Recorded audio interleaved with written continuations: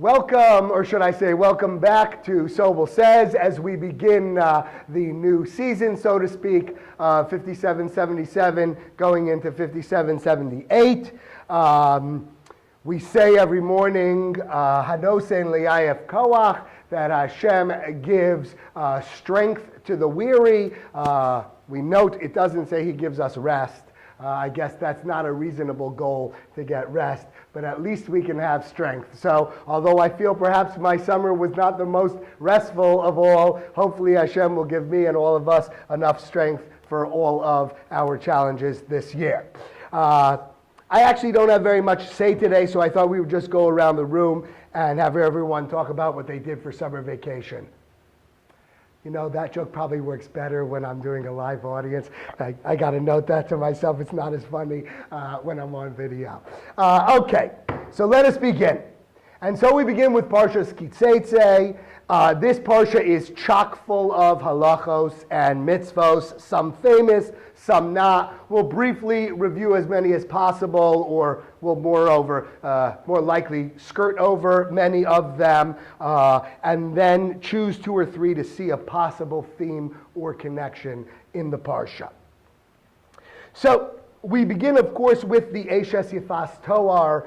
The Eshes Yifas Toar is the woman of beautiful form, as they call it, a very complex and mysterious set of circumstances, in that it appears that the Torah allows a soldier under certain circumstances to essentially violate the Torah, or as Rashi puts it, more to adhere to or give into his Yetzer Hara. We are that together with the hated wife, because the assumption is if you do in fact bring that woman home and marry her, she will eventually become the hated wife. And then the Ben Sorah or Moreh, the rebellious son, which we understand will ultimately become the product of that union. That is the 1, 2, 3 punch, the most famous part of Seitzei, the one that is talked about most frequently, which is why we will skip it this year. We'll save something good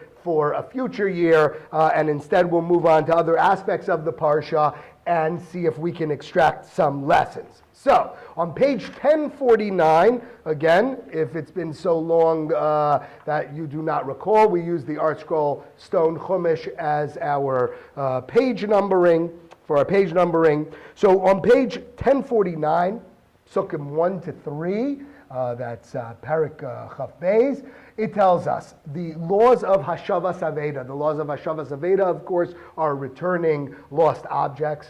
And the pasuk tells us, Lo sira ashur achicha as seyo nidachim v'salam mehem hashem tashivem lo achicha. So the first pasuk, very interesting. It says, you shall not see the ox of your brother or his sheep or goat cast off, and hide yourself from them. You shall surely return them to your brother. So we're going to note simply that it tells you you may not hide from it. We're going to return to this in a short while.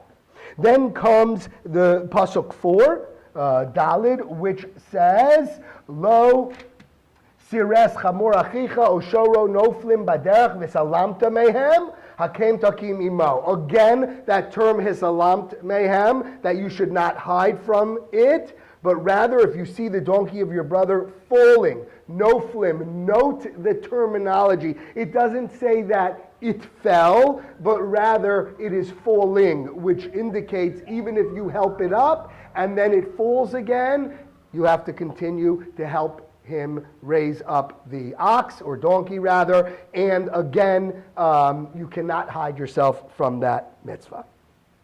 Then comes very famous mitzvah of Shiluach HaKain.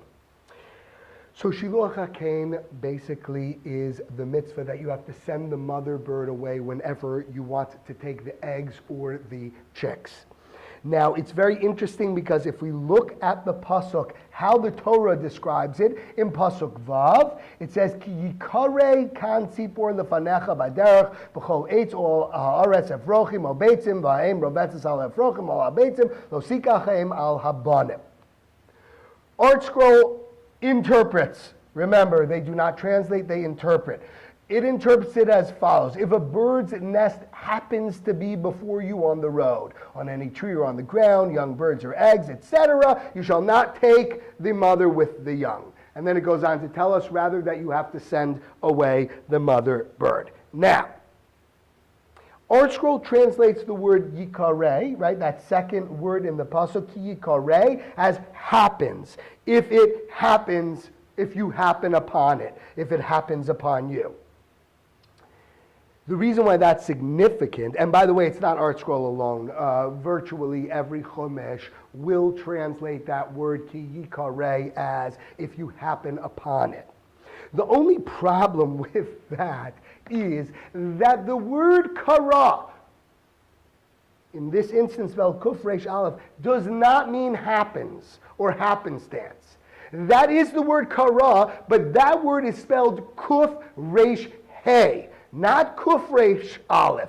Kuf resh hey means kara, happen. And we don't have to go very far to prove that. All we need to do is keep one of our bookmarks here, turn to page 1066, because it's in this week's Parsha, at the end of the Parsha, when we are discussing Amalek and the mitzvah of remembering what Amalek did to us. Rashi tells us on Pasuk Yod Ches, on Pasuk 18, let's look at the Pasuk first. It says, Asher karcha baderech. Okay, they're talking about Zachuras Asher Salacha Amalek Baderech B'Tzeischem Mitzrayim Asher Karcha Baderech. Remember what Amalek did to you on the way when you were leaving Egypt, that he happened upon you. Karcha. Same word, seems like happened upon you. Let's look at what Rashi has to say. Asher Karcha Baderech Lashon Mikra. A terminology of happening upon, happenstance. Only problem is, look at the way Mikra is spelled. Kuf resh hey. So we have a major problem here. The spelling for the word happen or happenstance is kuf resh hey. Kuf resh aleph spells a different word. That's kara also, but that means to call out, as in Vayikra Hashem el Moshe. Hashem called out to Moshe. That's kuf resh aleph, kara. Kuf resh hey means happenstance or chance meeting. Here, the pasuk with Shiloh HaKen says ki yikareh kan sipor, and kareh is spelled kuf resh aleph. So is it happenstance? I don't know why they translate it like that. So, in fact, we're going to return to that to try to resolve that problem. Then, in quick order comes the mitzvah of makeh, which is building a fence around your roof. Tzitzis, motzi shemra, which would be saying untrue, negative things, in this case about your betrothed. Rape, Ammon and Moab, interest, vows, divorce, remarriage, collateral, kidnapping. I mean, it is chock full of all of them. Then we come to page 1060, Pasukim 10 to 13, Yud to Yud Gimel.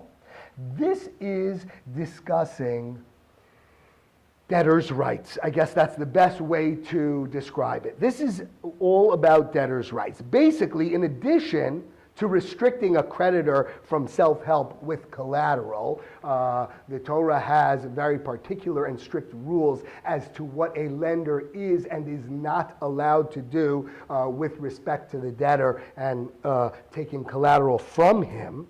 It also requires that the creditor return the collateral at night. Let's just read it in the English for brevity.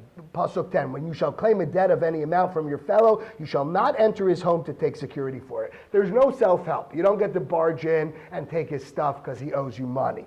You shall stand outside, and the man from whom you claim shall bring the security to you outside. So first, we are obviously concerned with the person's dignity. If that man is poor, you shall not sleep with his security. You shall return the security to him when the sun sets, and he will sleep in his garment and bless you. And for you, and this we must read the Hebrew, Ulecha tiyeh tzedakah lifnei Hashem Elokecha. And for you it will be an act of righteousness before Hashem your God. So what those psukim are telling us are as follows. In addition to restricting a lender from using self-help in order to get his collateral, it requires that the creditor return the collateral to the debtor at night in this case, but as the Gemara teaches us, it also could be at daytime. For whatever period he needs that collateral for, you must return it to him to make sure he can use it, and then you get to take it back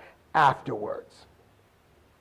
And in addition, and this is the most surprising, if the creditor is keeping the collateral as payment for the debt, okay, so I'm hanging on to the collateral, I still have to give the lender enough money for his basic necessities. I still must do that. So let's understand the scenario. He borrows $10,000 from me, and he has, let's see, with that $10,000, he wants to buy a John Deere lawnmower so he can start a landscaping business. And he takes that money and he buys that lawnmower. Now, I, as the lender, would like to have some collateral for my debt. So I tell him, I'm going to be hanging on to that lawnmower. Okay, so let's say at night, I'm going to hang on to it. You're not mowing lawns at night. During the day, I'm going to give it back to you. Great. But now let's say instead, he borrows that money to buy a piece of real estate, or he's developing something, so he's not going to have any cash flow from that. I've taken his Ming Dynasty vase as collateral, which is obviously in excess of the $10,000. But now the guy has no cash. He spent the money he borrowed in the business, so he has no money left to live on. In this scenario, I also need to give him a few bucks so he can have some support for himself, for his basic necessities. And if I do that, says the Pasuk, Ulecha tiyeh hatzedakah. And for you it will be an act of righteousness. Very perplexing. We're going to return to this. Then the other halachos are paying workers on time. Very important, very applicable nowadays. Shikha, which is when you're reaping your crop, parts that you forget to reap have to be left for the poor. Malkos, which is lashes. Yibum, civil laws. And finally, we end with remembering Amalek. So now returning to some of our earlier points, let's look at the following topics and see if we can find a connection and a common theme among them. Shiluach HaKein, chasing the mother bird away. Hashavas Aveda, returning a lost object. Helping a friend whose donkey is noflim, falling and perhaps continually falling. And returning some or all of a debtor's collateral. So first let's start with Shiluach HaKein. As we discussed, it said if one happens upon a nest with eggs or chicks in it, it's a mitzvah to take the eggs or chicks, but only after you send away the mother bird. Now here there are two separate and distinct mitzvahs. There is a positive command that you should take those chicks and eggs, and there is a negative command that you may not do so unless you send away the mother bird. Those are two different mitzvahs. Now the translation of Ki Yikarei Kan Tzipor, as we said, is page 1050, again, if the nest happens before you.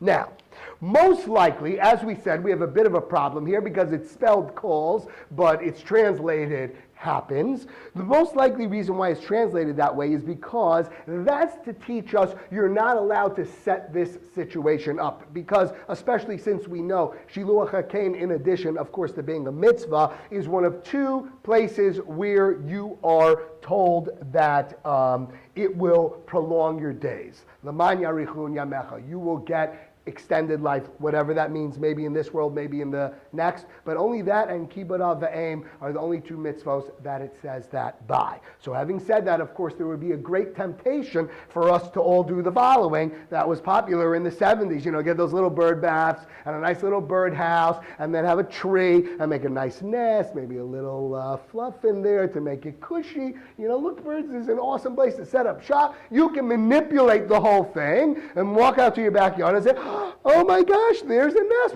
Fantastic, I'm going to do this mitzvah. Therefore, the Torah tells you it must be if you happen upon it. It must be a chance happening. It can't be that you set it up, but rather you're walking in the forest or down the street or whatever the case may be, and you see the situation. That's when you can take advantage. So you must chance upon it. And therefore, it will translate that as if it happens before you. Happenstance. However, the word is spelled yikareh with an aleph, which therefore means, if it's properly translated, ki yikareh kan sipor, means if a bird's nest is called out to you, or if a bird's nest calls out to you. That is really the translation of those words. Based on that, the Sefer Kol Dodi gives an insight into this. It's not every day we encounter a bird's nest, right? I mean, even in the times of the Gemara, and certainly not nowadays. You're walking along, and then all of a sudden, this bird's nest appears with this situation. It's not just happenstance. You think that's a coincidence? Oh, it happened to be that that's there? No, the mitzvah of Shiluach HaKain is calling out to you. It is a mitzvah, and it is saying, here I am. That's why it uses with an aleph. It is calling out to you. And many times we miss this message. There are mitzvahs all the time calling out to us. There are situations all the time calling out to us, and we miss the message. And many times we see the message, but we choose to ignore it. But what it never is happenstance. It's never chance meetings. It's never chance occurrences. That for sure we know. But it's not only the message, it's the mitzvah. Many times the mitzvah presents itself to us, calls out to us, and we either miss it, or much worse, we really ignore it. We understand there's that mitzvah, and I'm looking the other way. Which brings us to the mitzvah of Hashavas Aveda, returning the lost object that we spoke of previously, right? As we said on page 1048, what does it tell you not to do? It tells you do not, Pasuk 1, it tells you do not, not with Hashavas Aveda, with helping your friend's falling object, Hashavas Aveda, I should always trust myself. It says, if you see it, lo sireh v'hisalamte mehem. If you see it, don't hide yourself from it, right? We know the situation. You're walking on the sidewalk and you see a watch, right? Now, obviously you're an honest person. You're not going to take the watch for yourself. But the calculations you are making at that moment is, what a hassle. Because what am I going to need to do now? I'm going to need to pick it up. I'm going to need to put a memo or go into what we have here inside Hollywood or one of those groups and start asking people, did anyone lose a watch? And blah, blah, blah. Now I'm entering into what might be a multi-day situation. So, here's what I'm going to do. I'm going to keep walking, right? This way, it's not my responsibility. I didn't take anything, and it's not my responsibility. That's why the Torah is specifically saying, guess what? Hashem knows what you saw and didn't see. He knows what you're thinking and what you're not thinking. He knows you saw it. Do not ignore it. The Torah goes out of its way to tell you don't ignore it because it knows that's something that's very easy to ignore. But it's even more than that. Sometimes we see the mitzvah, and then we even do the mitzvah, but after we get involved in the mitzvah, things start to change. Which brings us back to the creditor and the collateral. As we said, even if the creditor is keeping the collateral as payment, he must still give back to the debtor enough for his basic necessities, and the pasuk then ends, Ulecha tiyeh tzedakah, and for you will be the righteousness. Why is that? Why is the creditor required to support the debtor? Didn't he do enough by lending him the money in the first place? I'm a tzaddik, right? I just lent this guy money. He was in bad shape. No one else was helping. I show up. I lend this guy money. Now you want to tell me on top of it, he's my responsibility above and beyond? So in truth, this is not my question. It's the question of the Gemara in Baba Metzia, which discusses this very scenario, and it provides the answer as well. It's a very short Gemara, so I'm just going to read it to you very quickly in Baba Metzia. It says the following. The Gemara itself is questioning the view that the lender is required to leave the borrower some money for his basic necessities. Maskif lo Rav Chaga. V'lema le'elav alai karamis. Rav Chaga objected and he said, let the lender say to the borrower, it's not my responsibility to support you. I've already done my job. I lent you money. Now, Nach, I need to support you also? Amar le'abaye. Abaye said to him, now, actually, if you look at the terminology, I'm sorry, lav alai karamis, it's not my responsibility. Really, that means you have not been thrown upon me. That's what those words really mean. So he can say, you have not been thrown upon me. In other words, I did whatever the Torah already said to do. I lent my brother money. I gave him back his collateral when he needed it. Now on top of it, you're thrown upon me, meaning I got to support you in every possible way. Amar le Abaye, Abaye said to him, Ivra ale karami. In truth, the welfare of the borrower is the lender's responsibility. Mishum shenamar ulecha tiyeh tzedakah. Because it is stated, and for you it shall be a charitable act. He is emphasizing the word ulecha.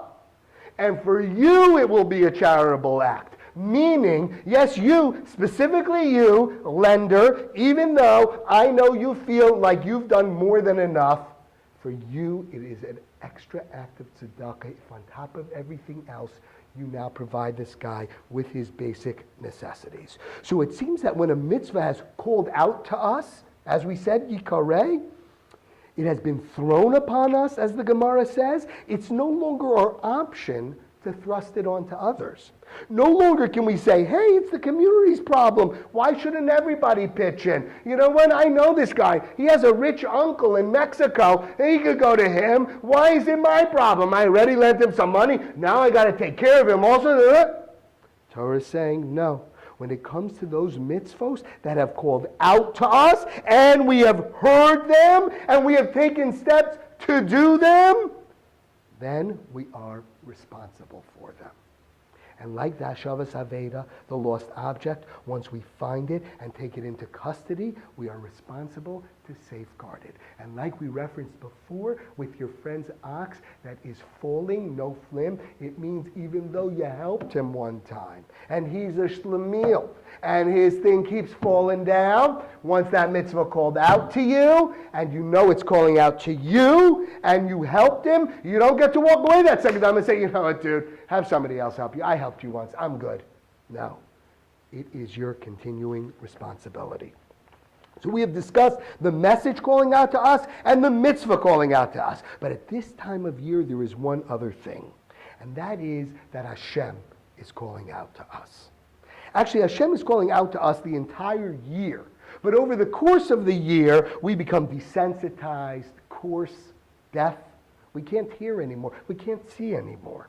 Like the mitzvos and the messages, we tend to ignore the signs as well, or perhaps we can't even see them anymore. We've become so desensitized. We ignore them until we find ourselves in a completely different place than where we started.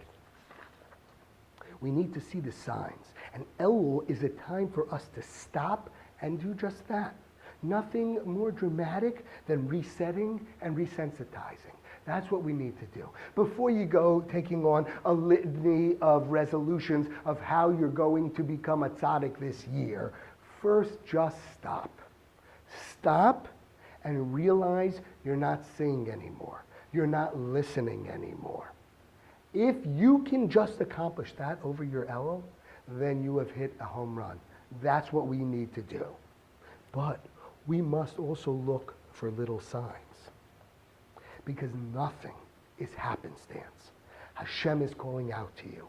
The mitzvah is calling out to you. The message is calling out to you.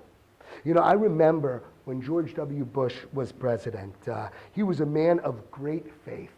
And I recall there was an incident where he said that he prayed regularly and that he had heard God speaking to him. And they mocked him. Oh, did they mock him? The liberals in particular, right? They were saying, if you speak to God, you're religious. If God speaks to you, you're crazy, right? I mean, that's basically what they're saying. Voices in your head, blah, blah, blah. But you know what? They could not have been more wrong. God is talking to us constantly. The question is whether we want to hear, whether we dare to hear. Because it's a lot easier, hisalamta, ignore it, hide. I don't need this. I just want to go in my blissful little, like the racehorse. I've got my blinders on. I'm moving forward. I don't want to see that stuff.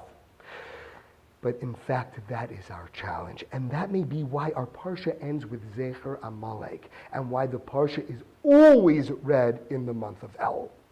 As we've discussed many times, the entire philosophy of Amalek is that everything is happenstance.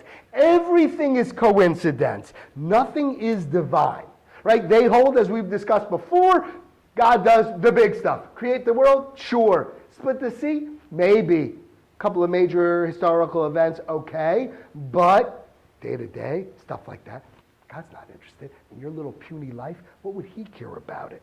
And that is precisely why we are told now to remember all that Amalek did to us. Do you know what they did to us? They sowed doubt in our minds.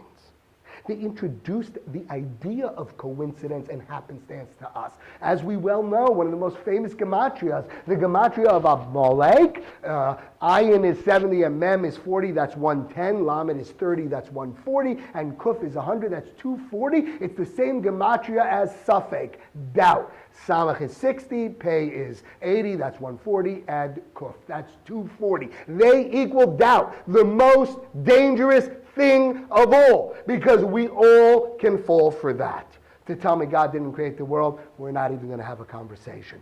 To tell me that maybe that light turned red, not because God cares about me, but because it's on a timer, we can have a conversation about that. That's what they did. They sowed that doubt into our mind. And that was worse, by the way, than the fact they attacked the women and the children and the weak. That was a one-time event. Yes, it was obviously horrific. It was a one-time event. But what they did to us that lasted forever was putting that idea into our minds. That is very dangerous, and that makes it very easy for us to dismiss signs and messages. Because if we are convinced they are not of divine origin, those little messages, but rather that's because that's the way the world works, we're never going to see any messages.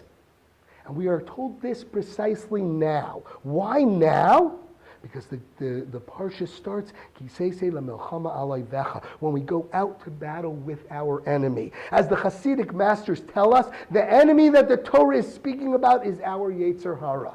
That is what it is talking about. When we go out to battle our Yetzer Hara in the month of Elul, when we begin our preparations for the Yom Hadin and for the new year, this is precisely when we need to be sensitized to that very specific message. So perhaps we can suggest it is now in Elul, when we go out to do battle with our Yetzer Hara and hopefully triumph over him, that we remember what Amalek did to us. They convinced us that the signs we receive from Hashem, the subtle daily ones, are all happenstance, all coincidence, thereby impacting our ability to hear them. But Hashem is speaking to us constantly. Hashem is sending us messages constantly. So I thought we could spend our remaining time focusing on just two concepts. The first is those tiny messages that Hashem is always sending us. There is an amazing story in the Gemara in Avodah Zarah about Rabbi Hanina ben Trajan. Rabbi Hanina ben Trajan was one of the Asara Harugei Malchus, one of the 10 martyrs. Sadly, he is one of the more famous, or obviously infamous, in terms of how he was killed.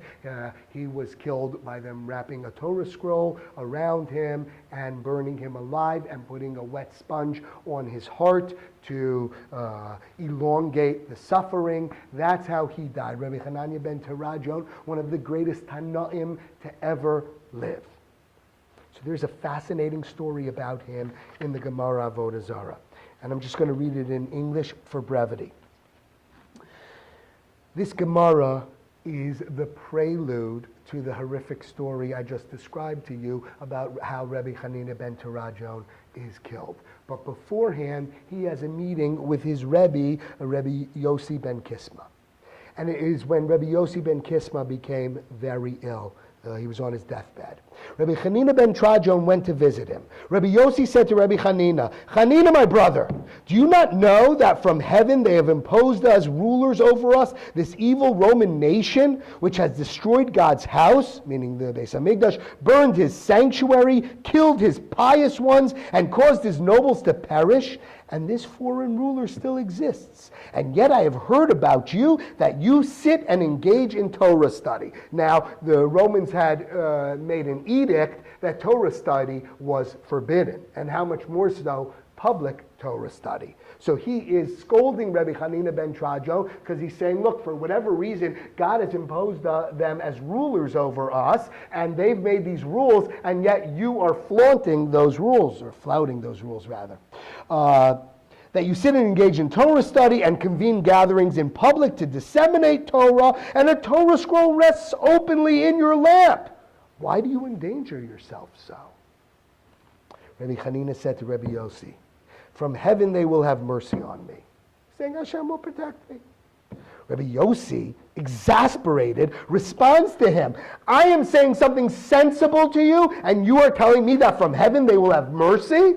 In other words, listen, we have a requirement to do hishtadlus, right? We have to go based on natural events. He's saying you're not allowed to rely on a miracle. You're openly doing something that's endangering your life, albeit for Torah study, but you're endangering yourself. And you want to tell me that you're relying on miracles? That's no good.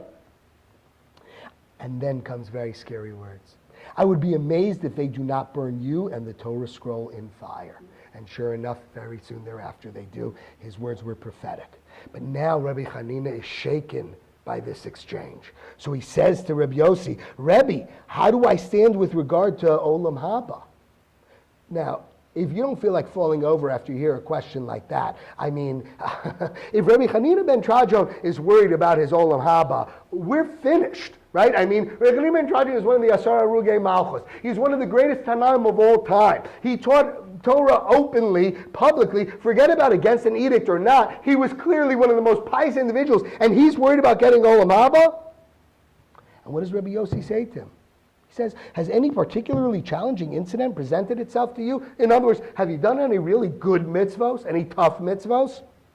Rebbe Hanina answered him, "I once inadvertently switched my own Purim funds with general charity funds, and thinking the former to be the latter, I distributed the Purim funds to the poor, and even after I realized my mistake, I didn't reimburse myself." In other words, he had like his Purim suit of money, he's going to Publix in one, and in the other he had his charity for the poor. He accidentally takes out his own money and gives that all to the poor.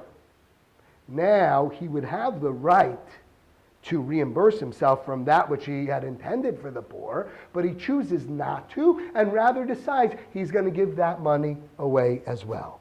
Says Rebbe Yossi to Rebbe Hanina, "If that is so, let my portion in Torah be from your portion, and let my lot in good deeds be from your lot." In other words, wow!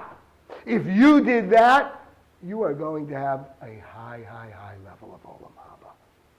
Now that's a very perplexing story. After I just told you Rebbe Hanina ben Terajon's resume, this is what blows Rebbe Yossi ben Kisma away. The fact that he chose not to reimburse himself from those few dollars and instead give it to the poor. What is that talking about? So before we answer that, let me just share one more story with you. It's a story about Reb Leib Chasman. Reb Leib Chasman was one of the luminaries of the Musar movement.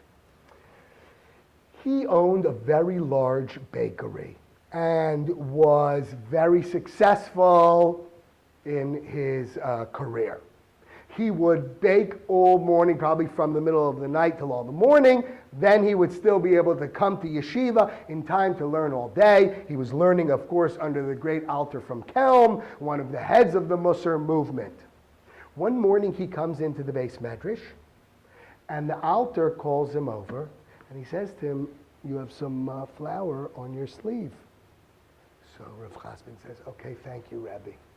He goes home to his wife and he says, we're selling the bakery. We're going to sell the bakery. I'm going to take the money. We're going to live off of it. And I'm just going to learn all day. She's like, why? What happened? She said, the altar told me I had flour on my jacket. You know what he was saying to me? My business is becoming too much of me. It's adhering to me. Even when I come into the base medrash, it's following me. It is part of me. I need to get away from it so I can be completely focused on my Torah learning. And that is what he did, and ultimately becomes one of the great rabbis of the Musar movement. Now you and I, what will we do? They told me, you know, I would rub off the thing. Maybe I'd go to the dry cleaner. What I wouldn't do is assume that was some message about me changing my entire life, that I'm not doing a good enough job. But that's because I'm not refined like Rav Chasman. Rav Chasman saw the messages. He understood the subtle, slight messages. He was constantly looking for them, and he was always makabel. He was always receiving them. And that may help us understand the story about Rabbi Hanania ben Torajon as well. What Rabbi Yossi was saying was as follows. If he could see such a subtle message, Rabbi Hanania, he understood he could have reimbursed. But you know what he understood in that? Hashem is telling me, I'm not giving enough money. I need to give all of this money. Otherwise, I wouldn't have accidentally taken that money out. I'm not going to reimburse myself because Hashem is sending me a bigger message, which is, I need to do more. Said Rabbi Yossi, somebody who is so refined, somebody who could see a message from Hashem in everything he does, even something like that, that's somebody who's a ben olam haba. That is somebody who for sure is going to get his olam haba. And once again, we understand the evil of Amalek. Because how would they view those stories? They would scoff at something like that. You think God is talking to you through some small subtle thing, like mixing up some change, like putting a little flour on your elbow? What, are you kidding me? You work in a bakery. What did you expect? Of course you're going to get flour on your elbow. That's what they would tell you. God's talking to you. Are you insane? It's just natural things that happen. You were tired. You mixed up pockets. Yeah, happens all the time. We mess up like that. But of course the answer is yes. Hashem is always speaking to us. We just need to be willing to listen and to see. So just a couple of examples that I saw recently. One was a Wall Street Journal article. This is actually from a while ago. I had taken it out. Its significance is the fact that, you know, in newspaper parlance, they say, you know, above the fold is the biggest story, right? But you have to look below the fold as well. So above the fold was, court rules gays have right to marry. That was right after that epic moment.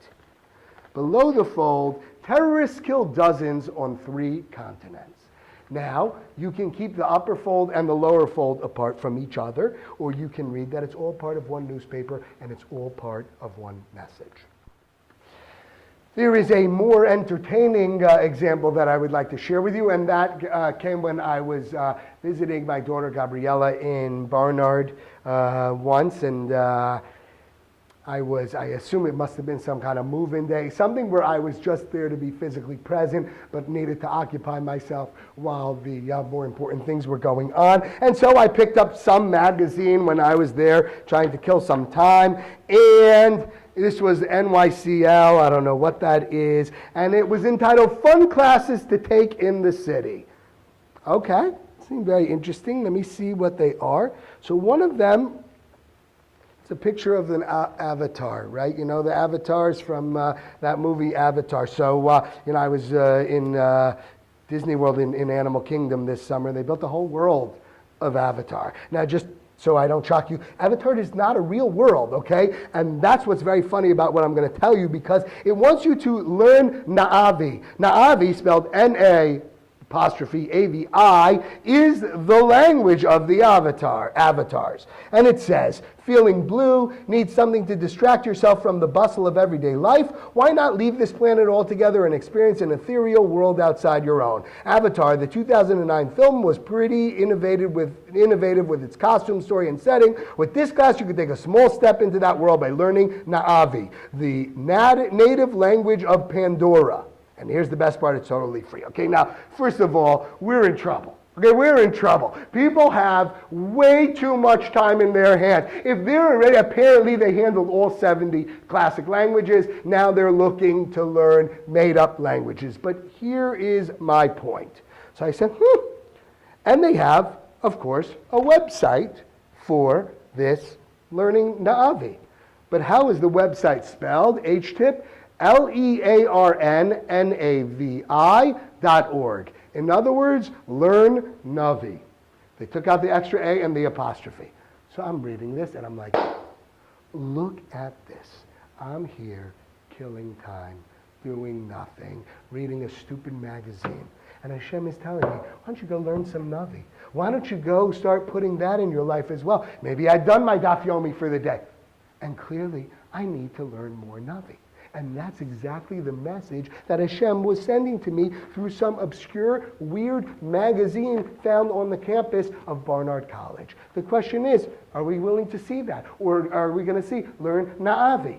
It's up to us how we want to read that. I wish I could tell you, by the way, since then I have become prolific in Nach, but I'm embarrassed to say not yet, but I got the message. Now hopefully I'm going to implement it. That is clarity, the clarity that we must have, to see if the clear message, even when it's opaque. Yes, we no longer have Nevi'im to give us the message, although apparently we still have Na'avim. We must always be looking and listening for the message. We must have clarity to see. But now let's look at a different kind of clarity, the negative kind, so we can see the flip side. But first let's turn to page 1056, Psukim 19 and 20.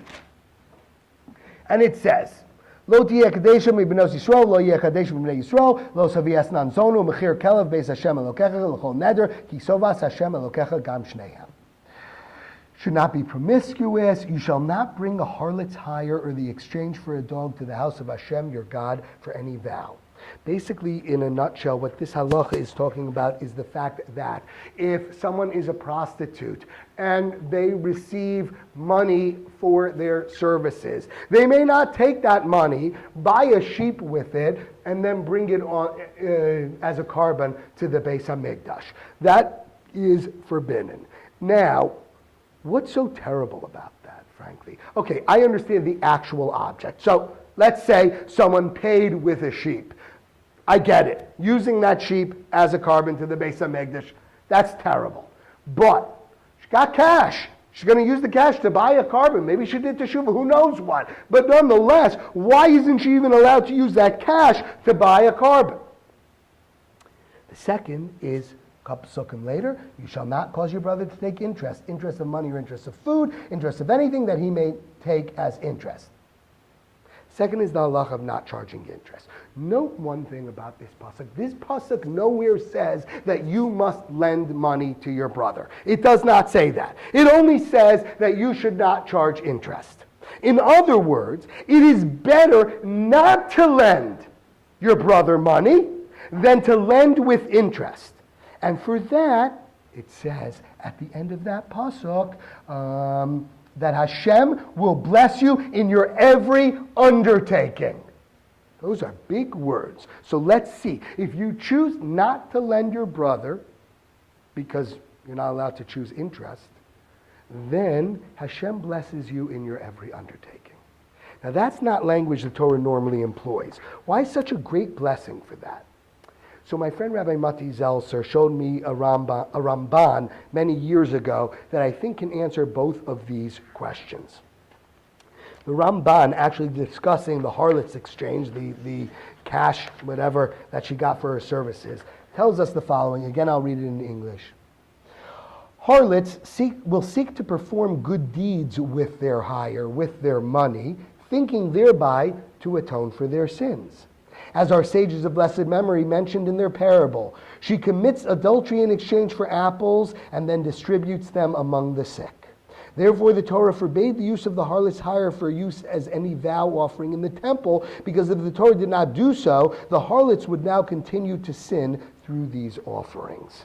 That's a very powerful message that the Ramban is saying, and he's saying it even more so about interest, and that is the idea that we can tell ourselves we're doing something amazing. The prostitute says, listen, I'm helping the sick. I'm helping the poor. This is what I'm doing. I'm a great person. Even more so, think about the guy who says, I'm a tzaddik. This guy is down on his luck. I might be his only chance.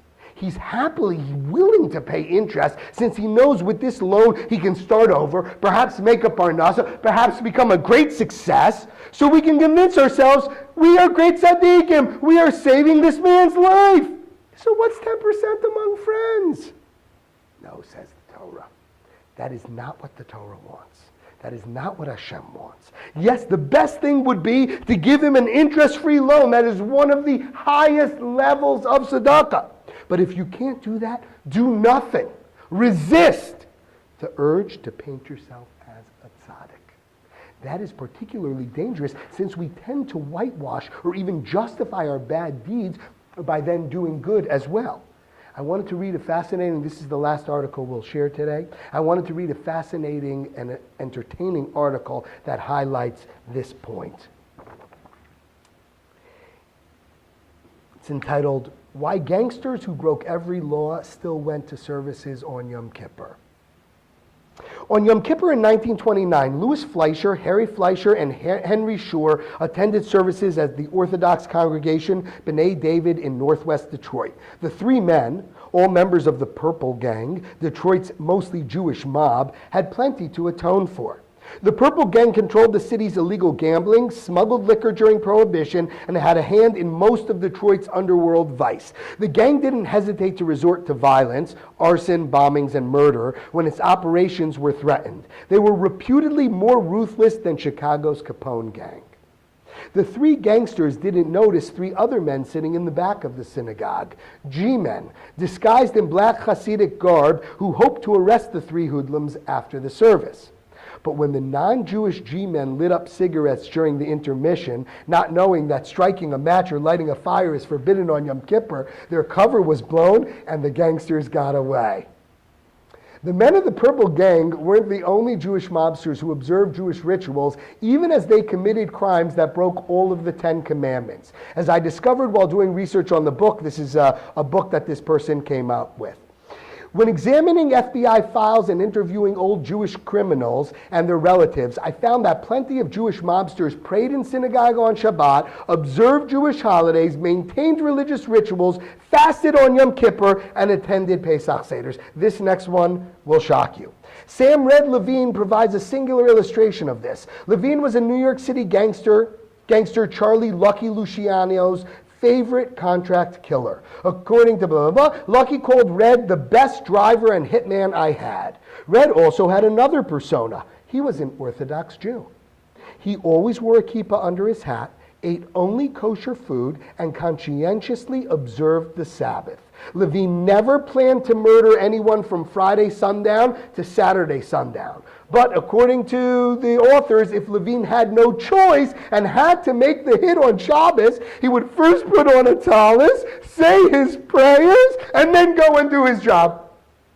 And even crazier, Abner Longy Zwilman, dubbed the Al Capone of New Jersey, reigned as the king of the rackets in Newark from the Prohibition era to the 50s. Next to Meyer Lansky, he was the most prominent Jewish mob boss in America. He reached his pinnacle through brains and violence. Despite his reputation as a ruthless mobster, he remained sensitive to his Jewish upbringing. Jerry Kugel, I assume his mob name was Potato or Lukshin, whose father Jaime was his good friend, told me the following story when I interviewed him in 1991. When Jaime died, Zwilman, he was the mobster, stood outside and would not enter the chapel where the casket lay. Jerry could not understand this slight. He asked Zwilman why he wouldn't go into the funeral parlor. Zwilman replied that he couldn't. Why? Asked Jerry. Because I'm a Kohen, said Zwilman. As a descendant of the priestly class, he was forbidden to come into contact with a dead body. This is unbelievable, the paradox that these people lived. One final paragraph. Another factor contributing to the paradox in these men's lives was their ability to separate what they did to earn a living, their business lives, and the way they behaved in their personal lives. Behaviorists refer to this as compartmentalism. compartmentalization, being able to act one way in the private world and another in the public sphere, even if the result was blatantly inconsistent behavior. This paradox was expressed to me by a lawbreaker named Myron, last name left out. For years, the FBI tried and failed to obtain a conviction against him. The IRS succeeded, however, and Myron ended up going to prison for income tax evasion. When we spoke in 1991, I asked him if he wanted his son to follow in his footsteps with all the dangers it entailed. He replied, "I would say to him that I chose my life, you go choose your life. The only thing is that whatever you choose to do, I would say to him, you got to put on tefillin every morning, you got to eat kosher meat, and you have to maintain certain principles." The paradox sometimes lasted till the end of the mobster's life. Harry Chip the Blood Horowitz was a vicious brute and killer of enormous strength who thought nothing of breaking a man's back for fun. In 1914, he and 3 accomplices were convicted of murdering the gambler Herman Rosenthal and were sentenced to death. According to the April 18, 1914 edition of the Forward, after being strapped into the electric chair at Sing Sing, Jip recited the Shema. When he finished, a jolt of electricity surged through his body, killing him instantly. One of his accomplices, Lefty Louis Rosenberg, died in the electric chair holding a chumash.